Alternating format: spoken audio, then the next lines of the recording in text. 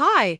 Don't forget to subscribe and like the video. Your support means a lot. Let's get started. Time is like a twisted serpent, constantly folding upon itself. With every coil, there's another reality, another history. But we, the ones trapped between these folds, can no longer remember the past or see the future. We've become people who live only in the present, unaware of how much has been lost. My name is Alix. I had no idea who I was before. According to those who knew me, I was once one of the Timekeepers, those who controlled time. But somehow my memory was erased. No one remembers me. Perhaps there were things I wasn't meant to remember. Our world is now made up of underground cities. Living on the surface is impossible. The air is deadly, toxic. This is the world where time governs everything, where nothing will ever be the same again. We, the ordinary people, go on living as if nothing is wrong, having forgotten our past and not questioning the future. We don't even know what day it is, and we have no memory of who we once were. Every moment is just a reflection of hours and days that no longer matter. But one morning, everything started to change. I woke up, but I couldn't remember a single moment from the day before. My mind was empty, like a broken mirror. Everything seemed normal. The world outside was still a ghostly silhouette, far beyond our reach. In our underground city, people continued their endless cycles of life, as they always had. But something was wrong. Something was missing. One day, as I was walking through the familiar streets, something pulled me into a hidden underground ruin. I'd never seen this place before. It felt like a place where time had fractured. The walls, old and worn, told stories of a time long past, stories of those who had once lived here, only to be abandoned by the ones who played with time. When I stepped inside, the air grew dense. Something was different. Everything seemed off. The silence in the air was as real as the deathly quiet on the surface. As I ventured deeper, a sudden dizziness overwhelmed me. It felt like time itself was starting to unwind. For a brief moment, everything blurred together, the past, the future, and the present. It was as if the broken pieces of my memory were clicking into place. A sudden realization hit me. Time was bending, warping. And then I heard a voice. Deep, resonant, echoing through the stillness. "Who's there?" I asked, my voice trembling in the silence. The figure stepped out of the shadows. Slowly, deliberately, he approached. "I'm Atlas," he said. "And your past. It's lost, buried deep within the cracks of time." Atlas was unlike anyone I'd ever met. A leader of those who had been forgotten. Those who fought against the Timekeepers. He knew things about time that no one should have known. His eyes carried the weight of 1,000 broken timelines, each one a story lost to history. "Time," he said, "has taken our freedom. It has stolen everything from us. Alix, the ones who control time. They've erased our lives, our memories, and you. You're the key to breaking this cycle." His words didn't scare me, though. They stirred something deep inside. Something I couldn't explain. Time wasn't just a concept anymore. It was a trap. And the more I thought about it, the more I realized that the key to undoing everything was tied to me. "Why do you want to break free of it?" I asked, my voice shaking. "Because the ones who control time, they've stolen everything from us," Atlas replied, his voice cold, steady. "And you, Alix, you were one of them. You were a timekeeper. But you've forgotten, and now you need to remember." In that moment, I understood. Atlas was right. Time was more than just a tool, it was a weapon. And the people who controlled it had created a world where nothing was real. Where the past, the present, and the future were nothing but illusions. But one thing was clear, time itself was broken. And somehow, I was the one who could fix it. I stood in the darkness, listening to Atlas as he spoke. His words echoed in my mind, like whispers from a distant past I couldn't quite reach. He was right about one thing: time. The very thing that had once been a gift had become a curse. But I didn't understand how someone who had forgotten everything, could be the key to breaking free. How? I finally asked, my voice barely a whisper. How do I even begin to remember? And why me? What makes me special? Atlas looked at me with a cold, knowing gaze, as if he had expected me to ask these questions all along. He stepped closer, his voice low and urgent. Because, he began, you were once one of the Timekeepers. You had the power to control the flow of time, to shape the past and the future. But something went wrong. They erased your memory. The Timekeepers, they're not just controlling time. They're controlling us. They've turned the world into a prison, where we live without knowing who we really are or what we've lost. I could barely process his words. The idea of being one of them, a timekeeper, a manipulator of time itself, seemed impossible. I couldn't even remember my own name until moments ago. But why erase me? I asked, confusion flooding my thoughts. Why would they do that? Atlas' face darkened. Because you were too powerful. You were different from the others. They knew you could challenge their control. And so they erased your memories, erased everything that made you, you. A sharp pain surged through my head. A sudden flash of memories that weren't mine, yet felt so familiar. A glimpse of a life I had once lived standing on the edge of something enormous. A great city made of gleaming spires. And a voice calling my name, telling me that I was meant for something greater. But the vision vanished as quickly as it had come, leaving me breathless and disoriented. What is it that they've done? I asked, clutching my head, trying to steady myself. They've twisted time, Atlas said grimly. They've rewritten history, created a false reality. And we, the people, are their puppets. But there's a rebellion forming, a group of us, who refuse to live under their control. We know what they've done, and we won't stop until we undo it. I looked up at him, the fire in his eyes matching the turmoil in my chest. A rebellion? I repeated. Against them? But how can we win? They control everything, time itself. Atlas smiled, but it wasn't a reassuring smile. It was a smile born of years of struggle. A smile forged in the fires of loss and survival. Because, Alix, he said softly, we control something they can't manipulate, hope, and as long as we have that, we have the power to fight back. We have the power to reclaim our memories, our history, and our future. His words ignited something in me, a spark I hadn't felt before, hope, the very thing the Timekeepers had stolen from us. It was a powerful weapon, one that couldn't be erased. And yet, it was the one thing we had left. Where do we begin? I asked, my voice steadier now, as the realization hit me that this was the only path forward. We start by taking down the Z-Guard, Atlas replied. They are the enforcers of the Timekeepers' will. They keep the timeline intact and ensure that no one remembers the truth. We need to strike them first. If we can take down the Z-Guard, we can create a ripple in the timeline, a crack in the foundation. And that's when the real fight begins. The Z-Guard, they were the enforcers, the ones who kept the timeline intact, who made sure that no one remembered the past. They were the ones who had erased me, and now they were the ones we had to destroy. I didn't know how we would do it. I didn't know if we were strong enough. But I knew one thing, this was the only chance we had. And I wasn't about to let it slip away. Let's do it, I said. The words tasting bitter on my tongue, but carrying with them a sense of resolve I hadn't felt in years. Let's tear their world apart. Atlas nodded, his eyes sharp.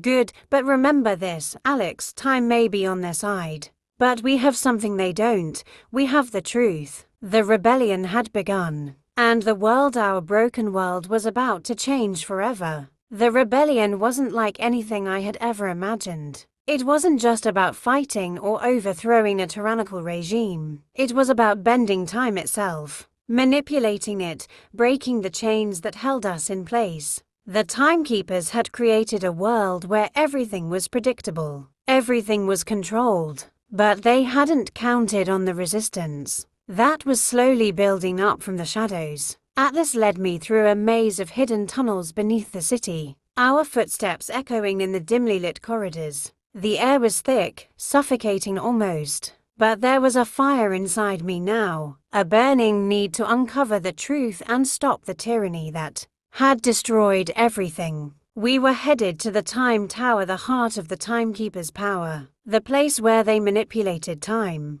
twisted it, and rewrote it to suit their needs. If we could reach the tower and destroy it, we could break their control. But getting there wouldn't be easy. "We're close," Atlas said, his voice low but urgent. "The Time Tower isn't far, but the closer we get, the more dangerous it will become. The Z-Guard are everywhere, and they're watching for any signs of rebellion." I nodded, my pulse quickening. The Z-Guard, those faceless enforcers, had become a symbol of fear for the people. They were the ones who made sure no one stepped out of line, who ensured that time itself stayed in its place. We were heading straight into their territory, and I knew that the risks were enormous. But there was no turning back now. We reached the surface, the air thin and stinging, a reminder of why we lived underground. The sky above was a sickly shade of grey, the remnants of a world long lost. But there, in the distance,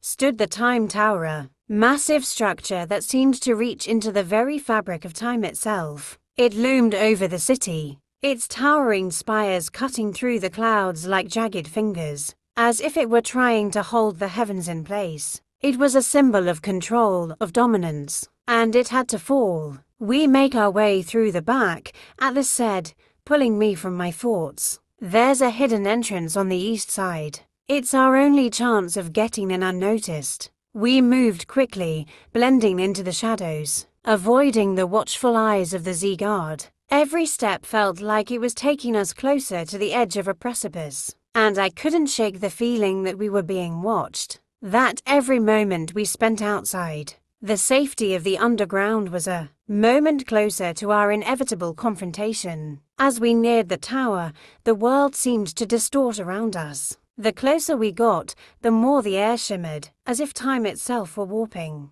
The tower had the ability to bend reality, to create illusions that confused and disoriented anyone who approached it. It was no wonder the rebellion had struggled for so long to reach it. "Stay close," Atlas murmured. "The closer we get, the harder it will be to trust what we see." We reached the hidden entrance, a small door, almost invisible in the shadow of the massive structure. Atlas pulled out a small device from his pocket, a relic from the old world, and used it to unlock the door. It creaked open, revealing a narrow staircase that spiraled upward into the heart of the tower. As we ascended, the temperature seemed to drop, and the air became thick with tension. Every step felt heavier than the last. I couldn't tell if it was the gravity of what we were doing, or if the tower itself was resisting our progress. But I could feel that something was pushing back, trying to stop us. Calmer. When we reached the top,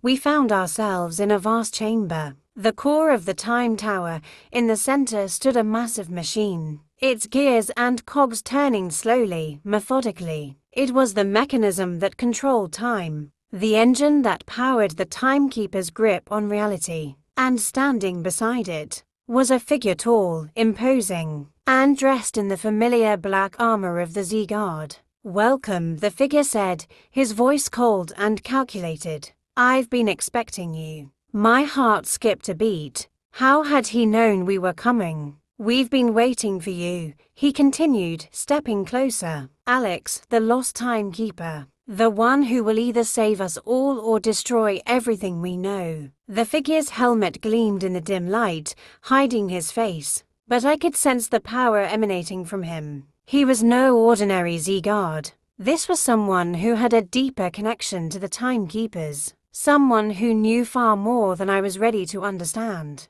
"Who are you?" I demanded, my voice shaky but defiant. "I am the one who will ensure the continuation of time as we know it," the figure replied. "And you, Alix, are either going to help me protect this world, or you will undo everything we've built." Atlas stepped forward, his eyes narrowed in suspicion. "You don't control time," he growled. "We're here to destroy it, to free the people from your tyranny." The figure chuckled, a low, ominous sound. You think you can destroy time. You think you can erase the fabric of reality itself. Time is not something you can just break. Atlas, it will break you first. I stepped forward, the weight of his words pressing down on me. This was the moment when the future of everything was decided. I had to make a choice. The figure before us stood like an immovable wall, the embodiment of everything the rebellion had fought against. His presence alone seemed to suffocate the room, as though he were made from the very fabric of time itself. I could feel the weight of his words pressing against me, testing my resolve. "You can't stop time," he said again, his voice low and ominous. "You don't even understand it. It's far beyond your control, beyond your comprehension." I stood there, trying to make sense of what he was saying. Everything in me screamed that this was wrong, that the Timekeepers had twisted reality into something unrecognizable. Time was meant to be free, fluid. But the man in front of me was so sure of his control, so certain that it was his right to shape the future. Atlas clenched his fists beside me, his jaw set. "We're not here to understand you," he spat. "We're here to destroy everything you've built. This isn't just about breaking your machines. It's about freeing the people you've enslaved." The figure chuckled softly, a cruel smile playing under the visor of his helmet. "You really believe you can break free from time? Do you know what will happen if you try? The world will unravel. It will collapse into nothingness." The words rattled me. For a moment, doubt crept in. Could the rebellion really break time itself? Was it possible to undo what the Timekeepers had done without destroying everything? I looked at Atlas, and in his eyes, I saw something I hadn't seen before: uncertainty. It wasn't a feeling we could afford to have right now, but it was there, flickering in the depths of his gaze. "You're lying," I said, though the words felt hollow as I said them. "There must be another way." The figure's smile widened beneath his helmet. "There is no other way. Alix, time is not just a tool, it is the very foundation of existence. Without it, there is nothing. You can try to erase it, but the consequences will be catastrophic. The fabric of reality will tear apart. And when it does, you'll have no one to blame but yourselves." The chamber felt colder now, the air growing heavier with every passing second. I could hear the ticking of the great machine behind him, the sound of gears grinding against each other, like the ticking of a clock that was winding down to its inevitable end. I stepped forward, despite the fear crawling up my spine. "If time is so powerful, then why are you afraid of us?" I asked, my voice steady but filled with anger. "You're the ones who've broken it. You're the ones who've twisted it into something it was never meant to be." The figure's eyes glinted behind the visor, and for a moment, I thought I saw something: fear, perhaps, a crack in his facade. But then it was gone, replaced by the same unyielding certainty. The figure before us stood like an immovable wall, the embodiment of everything the rebellion had fought against. His presence alone seemed to suffocate the room, as though he were made from the very fabric of time itself. I could feel the weight of his words pressing against me,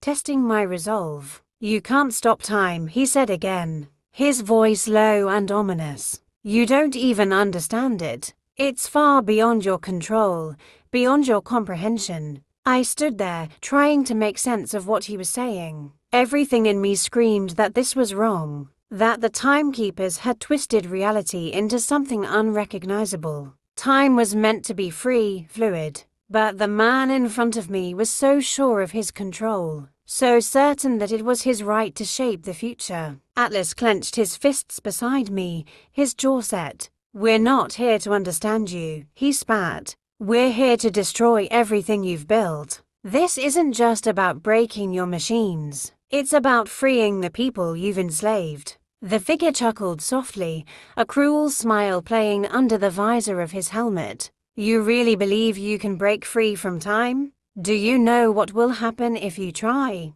The world will unravel. It will collapse into nothingness." The words rattled me. For a moment, doubt crept in. Could the rebellion really break time itself? Was it possible to undo what the Timekeepers had done without destroying everything? I looked at Atlas, and in his eyes, I saw something I hadn't seen before: uncertainty. It wasn't a feeling we could afford to have right now, but it was there, flickering in the depths of his gaze. "You're lying," I said, though the words felt hollow as I said them. "There must be another way." The figure's smile widened beneath his helmet. "There is no other way. Alix, time is not just a tool, it is the very foundation of existence. Without it, there is nothing. You can try to erase it, but the consequences will be catastrophic. The fabric of reality will tear apart, and when it does, you'll have no one to blame but yourselves." The chamber felt colder now,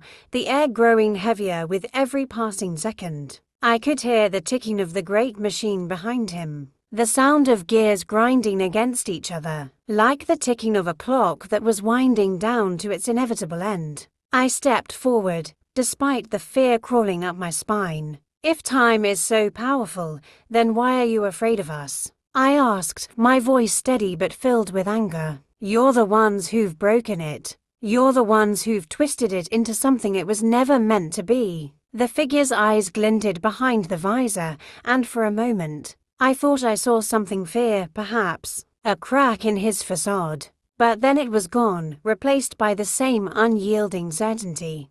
"You think you understand time?" he asked, his tone laced with mockery. "Time doesn't need to be understood. It simply is. It's the one constant in a world that's constantly changing. And you," he paused, his voice lowering, "are a threat to that. You were never meant to remember." I felt a shiver run down my spine. He knew about my memory, about the erasure. How did he know? How much had they manipulated? "We're not afraid of you," Atlas said, stepping forward. "You've controlled time for too long, but not anymore. This ends tonight." The figure raised his hand, and the room seemed to tremble, as if the very fabric of time itself were responding to his command. But I didn't flinch. I had come too far, and I knew now that I had to face whatever came next. The future of our world depended on it. "Then come, Alix," the figure said. "Come and see the truth of your creation." With a sudden motion, he pressed a button on a panel beside him, and the machine behind him whirred to life. It was a massive, pulsating orb that glowed with an eerie light. It hummed with power, and the air crackled with energy. I could feel the walls of reality begin to warp and bend, like the very structure of time itself was coming undone. A vision flashed before me, images of the world as it once was. The cities, the people, the freedom. And then everything began to twist. The sky turned dark, the streets crumbled, and people disappeared into the void. I saw myself standing there, watching as everything was lost. "No," I shouted, stepping back in horror. "This is what you want to create? A world without time, without reality?" The figure's voice was soft, almost sad. "This is what happens when time is broken. This is the price you pay for your rebellion." But I wasn't ready to give up, not yet.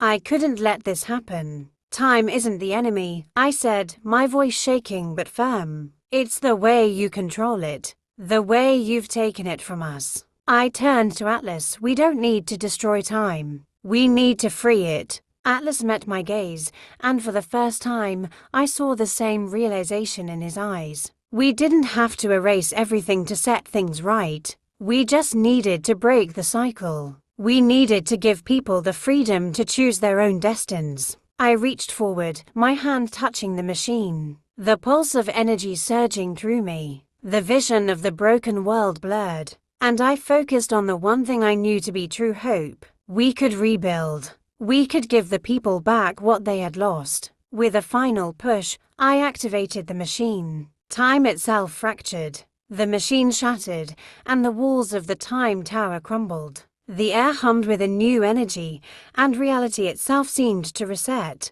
For the first time in what felt like an eternity, the world was free, and with that, the cycle was broken. The Timekeepers lost their control. Time was no longer a weapon in their hands, and the world began to heal, slowly but surely. "Alix, Atlas," And the rebellion had given the people back what they had stolen: freedom. It wasn't the end. It was only the beginning. A new world where time flowed freely and the future was unwritten.